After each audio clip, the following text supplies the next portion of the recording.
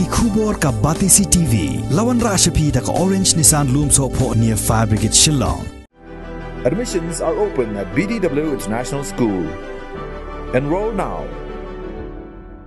The Regional Outreach Bureau jangka Ministry of Information and Broadcasting ke Sarkar India haga khanyo tarik ubnai rempang arajar arpuar kala penlong ye ke jing Pyninam ye ki dur ki balason ha ki snem ki bakari India kala yakhi ting banyo ye ke jing Laitluid ne ke jing Sngi jong ki pareng ye ke jing Pyninam ye ki ne ki dur ka balong kum shibenta ke jing rakhi ye ke jing dap hanyo pusan snem ke jing yo Laitluid jong kari India la plepa bado director jong Don Bosco Technical School Shillong u father Sngi Stephen harengkat ke jingya don lang jong principal jong Don Bosco Technical School Shillong u father Arcadius Pueng u director jong Regional Outreach Bureau Shillong u Dr. Engam Pame lemmat ki samla puli jong Don Bosco Technical School Shillong hagani ka snila pen ku buram ru ye ki langut ki samla ki bala tibet bha ha ka jingyo Jingïakhih ha ka welding carpentry but bakery department.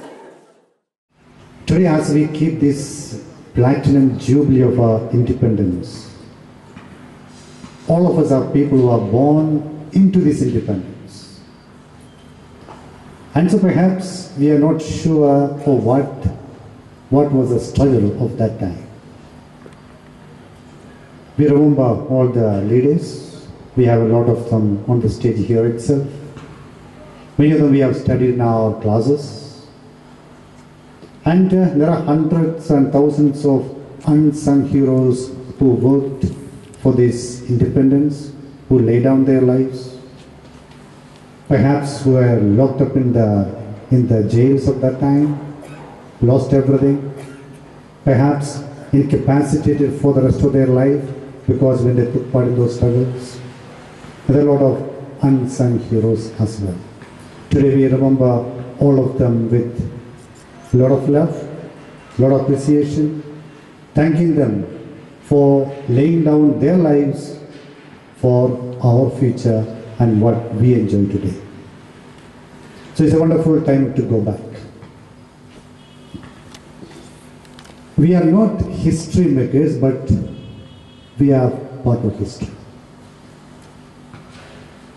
We are part of history. And if you do not know the history, perhaps we do not know our own roots as well. And that can be dangerous. Today, as we think about the 75 years of our independence, we are happy and we are proud that the way the country has progressed in every field that we can talk about. Not only they do well in our country as well outside. You take about today, you think about any of the multinational companies, many of them have CEOs as Indians. Be it Google, be it Microsoft, all top big companies in the world. The most where we think about intelligence, all that is there. We think about NASA, Indians are there. We talk about doctors and engineers in the world, Indians are there. Everyone, and we feel so happy. And today the world also recognizes India as one of the places for intelligence. And the IT boom that India had, the top multinational companies that we have, and we can think about a lot of that. I don't want to be long because there is one more technical session, isn't it? Yeah, okay, so ma'am will speak a lot about many of these later. But I just want to point out, my dear students, in a special way, one or two dangers. Since we did not take part in the struggle, we do not know the value of freedom. Because we are born into this. It will be like a person who is living near a river, and there is a lot of water flowing, who doesn't understand the value of water.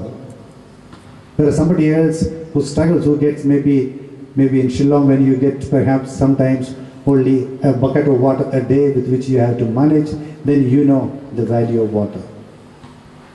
We are born into this, and so we don't understand what it is. And so we think it is our right and everything can be. Perhaps we make a lot of mistakes because of this. What the problem is that we tend to abuse the freedom that we have. That's a big danger that all of us have. We forget what has happened. We forget all these people, how much they struggle. If we were to be the people, who struggle to get this independence, would we be happy today the way India is? Is this India which Tagore spoke about, where my country is in freedom? Is this India where the Tagore said, where the minds are without fear? Is that what we are thinking about? We are living in a world in which we are living in India, India is so much divided. Is this India what our freedom fighters fought for? That's a question that we need to ask. It's very unfortunate that I forget the president of Genocide Watch gave a talk to the US Congress, asking the US to watch out on India because there is a possibility of a genocide. And they said their predictions have never gone wrong, asking the US Congress to intervene. It's a very, very dangerous, very sad and very, very dangerous how things are going. I want you all to be a brave, thinking people, not to accept things that are given to you in the media. Use your brain, your grey cells. You've been given the knowledge. Now use the grey cells to rationalize and to fight if need be. Fight with words. Fight with your speech. And if there's a need for the country, with arms. But arms should always be the last resort. Now, for many years, there was a perception in the Indian community, in the Indian academic world, that in the glorious struggle of India's freedom movement, northeastern people, especially the Khasi, the Jingïakhih and the Garo, have never been there. You know, there's been a blank space, and people thought that the people of Northeast, notably even the Khasi Jingïakhih, were not participants in the Indian freedom struggle.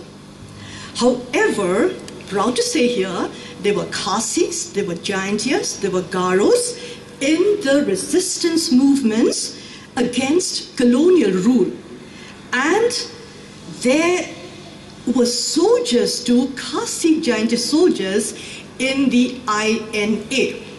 Now I think in the photo exhibition, there'll be pictures of Subhas Chandra Bose and the INA. And till some years back, when my friend and myself, we started researching on the Indian National Army, we were surprised to find that there were 6 Khasi men in the Indian National Army. Now we can see what more we can have a look now at what motivated those people. Now regarding Tirot Singh and Khiang Nongba, there's not much to talk here because I think most of you have been reading books and works and also newspaper reports and even on the TV documentaries. But of course you should know that Tirot Singh was a valiant fighter, warrior and chief of the Hima Nongkla. Now people make a mistake when they say the king of Nongkla. We have no concept of kings among the Khasis, right? He was a chief. Okay, so Tirot Singh was a chief and not the king. He was the chief of Nongkla. Now Tirot Singh, you should also understand that in the Khasi polity, it is not the king or the chief who has the final say. It is the Mintri or the ministers, the cabinet ministers. Okay, the king or the chief is just the figurehead. The aim is just the figurehead. Now, Tirot Singh, when he met David Scott, probably mesmerized, by the personality of David Scott, all right, the British officer of the East India Company, he promised to allow them to build a road through Hima Nongkla. But when the Mintri met together, they said, no, this cannot be done, all right? And Chief had to backtrack later because the Mintri has the final say. Now, what led to the Anglo-Khasi War, in which Tirat Singh was catapulted to the top picture of the Indian struggle in Khasi Hills? It was because, according to the British, it was because of the false words or the proud words of a Bengali peon. You know what he said? And this is very important in the Jingïakhih Hills and in the Khasi Hills. He said, he told the Khasi people working on the road, he said, you guys, I'm just paraphrasing that in today's language. He said, you people, you men, you think that the British are your friends. No. Once the road is constructed, the British here are going to impose very heavy taxes on you, just as they've done in the plains of Assam. Now this is strange, you know, because the Khasis and the Jaintias have never been exposed to taxes. Like Father Saji was saying, we are a people who enjoyed freedom. And the Khasi Jaintias also were never subjected to taxation. All right? And when the Bengali Chaprasi said, you will be taxed, that raised alarm bells clanging in the heads of the Khasis.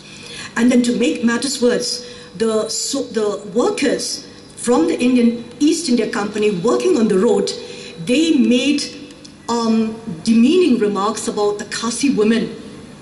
And you've seen the Khasi dance just now. How the Khasi men with the swords, they dance around the women. Especially when you look at Shat Sukman Same and Shat Longkrem, the ladies are in the center, all right? Their eyes are cast to the ground, okay? They're very coy, they're very gentle, they're very calm, meaning that they are to be protected, all right? Whereas the men would be out there prancing around, protecting the honor and the integrity of the women. Now, pardon me if I just say something here. Now, we find that that is a tradition of the Khasi dances. The Khasi dance that you've seen shows that the Khasi men are proud of their women, and they take care and protect their honor and their integrity.